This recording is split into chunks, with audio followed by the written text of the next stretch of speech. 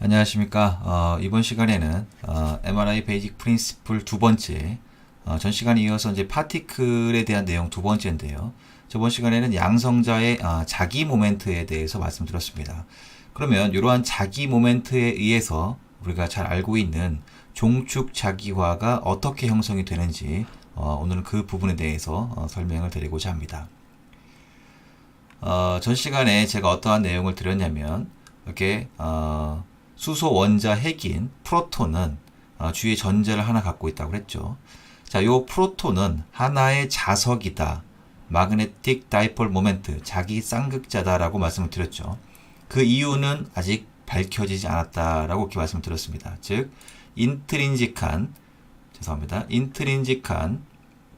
마그네틱 모멘트, 고유하게 갖고 있는 자기 모멘트다 이렇게 말씀을 드렸죠. 전자도 마찬가지고 프로톤도 마찬가지고, 전자는 이제 궤도를 돌면서 전류가 흐른 거니까 궤도 자기 모멘트가 있는 동시에 스스로 갖고 있는 고유 자기 모멘트도 갖고 있는 것이고, 프로톤은 어디 궤도를 돌지 않기 때문에 혼자 인트린직한 고유 자기 모멘트를 갖는다 이렇게 말씀을 드렸습니다. 그래서 전자와 이러한 프로톤은 하나의 자석이다 이렇게 말씀을 드렸습니다.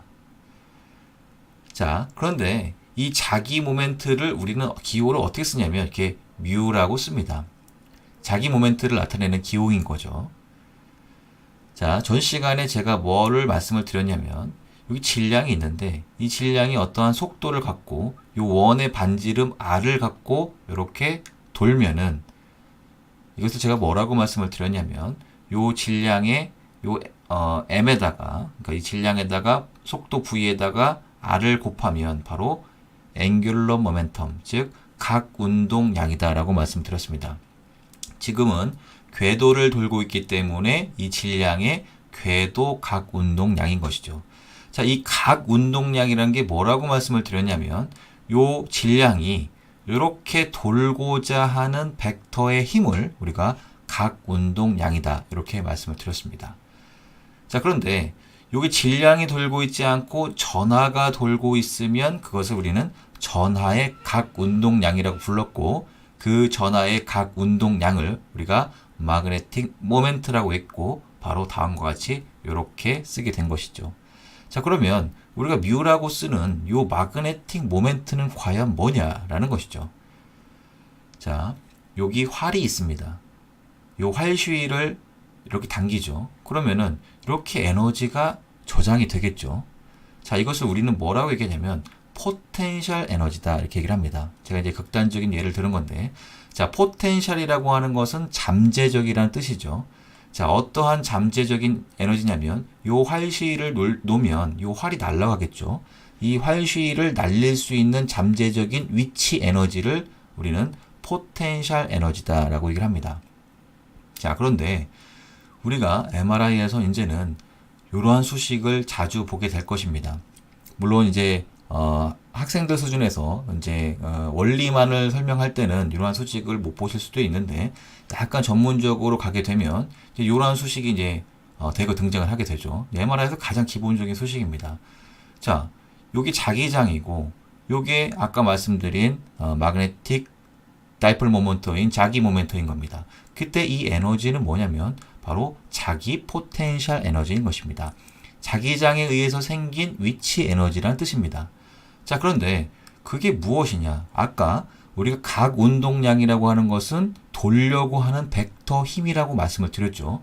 자, 그러면 요 뮤라는 거, 그 돌려고 하는 벡터 힘은 아까 질량에서만 생겼던 것이죠. 질량의 각 운동량에서 생긴 건데, 그럼 전하의 각 운동량에서 생긴 이 뮤라는 친구는, 자, 어떠한 힘이냐면, 자, 여기 자기장이 이렇게 있습니다. 자기장이 있는데 요 다이폴 모멘트인 요 뮤가 있는 것이죠. 이 뮤가 바로 토크의 힘을 받을 벡터의 힘을 나타냅니다. 토크는 뭐냐면 나중에 제가 뒤에서 설명을 드릴 텐데 오늘은 아니지만 돌림 힘이라는 것입니다. 즉, 요 프로톤이 이렇게 돌아서 요 자기장과 정렬하려고 받는 돌림 힘을 바로 요 마그네틱 다이폴 모멘트고 그때 그 받는 에너지를 바로 마그네틱 포텐셜 에너지라고 얘기를 하고 있는 것입니다. 그런데 여기 앞에 마이너스가 왜 붙었냐? 결국은 요 마그네틱 다이폴 모멘트가 자기장하고 정렬을 했기 때문에 에너지 관점에서 보면 에너지를 잃게 된 것이죠. 그래서 우리가 마그네틱 포텐셜 에너지는 mu.b 라고 하고 앞에 마이너스를 붙여주고 이것을 우리가 마그네틱 포텐셜 에너지다 라고 얘기를 하고 있는 것입니다.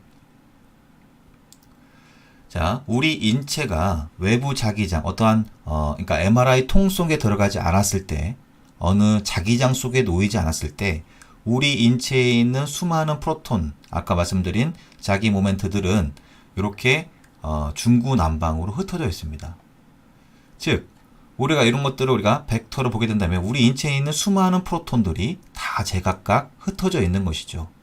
따라서 얘네들 하나하나 직교 좌표계에 표시를 한다면 이렇게 표현이 되겠죠. 다 중구난방으로 흩어져 있는 것입니다. 따라서 이 친구들을 벡터 썸을 해보게 되면 결국은 벡터 값이 0이 되게 되는 것입니다. 자, 그런데 우리 인체가 이러한 MRI 통 안에 만약에 들어간다라고 가정을 하면 한 가지 현상이 생깁니다. 어떤 현상이 생기냐면 이렇게 MRI 통으로 진행하는 방향이 우리가 지축 방향 또는 B0라고 쓰고 외부 자기장의 방향이라고 얘기를 합니다. 요 통으로 들어가는 방향이 바로 외부 자기장의 방향인 것이죠. 그랬을 때 요 외부 자기장하고 평행한 방향과 반평행한 방향 이렇게 두 가지로 요 프로톤들이 정렬을 하게 됩니다. 이렇게 정렬하는 것이죠. 이제 여기 MRI 통으로 들어가는 방향, 외부 자기장으로 들어가는 방향과 반평행한 방향으로 요 두 갈래로 에너지가 스핀이 나눠지게 되는 것입니다. 이건 이제 뒤에서 나중에 설명을 드리겠지만, 이제 볼츠만 방정식에 의해서 이게 이 개수가 몇 개가 나눠지는지도 우리가 구할 수가 있는데요. 결론적으로는 자기장에 반응해서 정렬하는 친구와 반평행한 방향으로 에너지가 분리를 하게 되는 것입니다. 자, 그때 자기장하고 평행한 방향으로 정렬한 친구들이 에너지가 낮은 친구들입니다. 그리고 반평행한 방향으로 위치한 친구들이 에너지가 높은 친구들입니다. 극단적인 예를 들어서 내가 소위 말하는 권력자인데 그러면 안 되겠지만 권력이 강한 사람한테 사람들도 많이 모이게 되겠죠. 즉 자기장이 강하기 때문에 그 권력자들한테 많이 모이게 되는 것이죠. 스핀들이. 그래서 우리가 1.5테슬라보다는 3.0테슬라가 저 위로 향하는, 그러니까 에너지 레벨이 낮은 친구들이 더 많은 것입니다. 자, 그래서 우리가 위로 향해 있는 친구, 즉 에너지가 낮은, 즉 자기장하고 평행한 방향으로 있는 친구들이 조금 더 많은 것이죠. 나중에 기회가 되면 개수를 한번 구해보는 걸 할 텐데, 제가 구해본 결과 상온 한 25도씨에서 한 3.0T면 한 100만 개 중에 한 20개 정도가 더 위쪽으로 더 많이 위치를 하게 됩니다. 그러면 밑에 쪽으로도 다 위치했는데 힘의 크기가 같은 놈들은 상쇄가 됐다고 보는 것이죠. 즉 없어진 건 아닙니다. 없어진 건 아니지만 힘의 크기가 같고 반대로 되어 있는 친구들은 그 친구들이 상쇄됐다고 보는 것입니다. 그리고 상쇄되고 남은 친구들만이 이렇게 있다라고 가정을 하는 것이죠. 자, 이런 상태에서 우리가 레디 프리커신 전자기파를 이렇게 쏘게 되면 이 스핀들이 이렇게 횡축으로 눕게 됐다가 요 전자기파인 RL 펄스를 끊게 되면 이 친구들이 이렇게 이완이라는 과정을 거쳐서 다음과 같이 신호를 내게 되는 것이죠. 자, 신호의 획득 과정은 나중에 알아보도록 하겠습니다. 어쨌든 간에 이렇게 RF 펄스를 맞고 스핀들이 플립됐다가 RF 펄스를 끊으면 올라오면서 신호를 내게 되는 것이죠. 자, 그때 요 각각의 수소 원자들, 원자핵들, 양성자를 우리가 뭐라고 하게 되면 이렇게 뮤라고 쓰고 이거를 magnetic dipole moment다 이렇게 얘기를 하게 되는 것입니다. 자, 그런데 우리가 이렇게 표현하지 않고 조금 더 쉽게 표현하기 위해서 어떻게 합니까? 다음과 같이 이렇게 좌표계에서 화살표로 표시를 하게 되는 것이죠. 그래서 이러한 프로톤 하나하나를 이렇게 화살표로 표시를 한 겁니다. 이 화살표 하나하나가 뭐냐면 바로 아까 말씀드린 요 마그네틱 다이폴 모멘트를 나타내게 되는 것이고, 우리가 여기에 있는 화살표에 있는 것들을 벡터 썸에서 이런 두꺼운 화살표를 나타내게 되고, 요 두꺼운 화살표를 우리가 뭐라고 얘기를 하냐면 바로 넷 마그네티제이션이다 라고 얘기를 하는 것이죠. 순자화라고 얘기를 합니다. 순자화. 이때 넷이라는 뜻은 뭐냐면 물리학에서 순수하다는 뜻입니다. 즉 우리가 아까 종축자기화하고 평행한 방향과 반평행한 방향으로 이렇게 프로톤들이 나눠진다고 했는데, 힘의 크기가 같고 반대인 친구들은 다 상쇄가 된다고 했죠.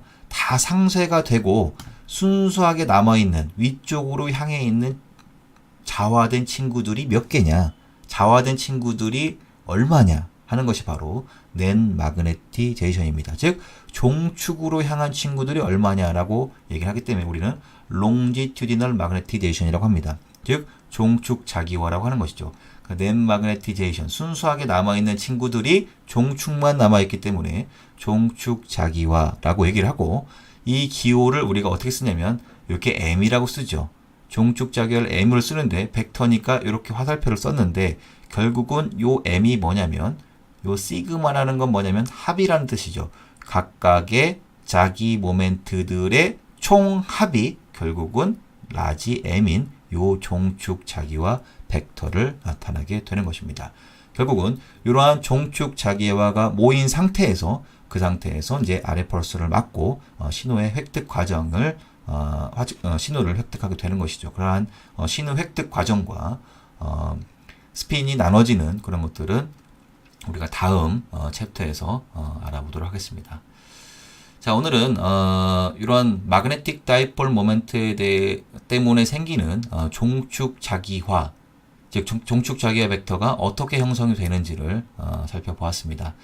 다음 시간에는 이러한 종축 자기화 벡터를 중심으로 신호가 어떻게 발생하는지에 대해서 알아보는 시간을 갖도록 하겠습니다.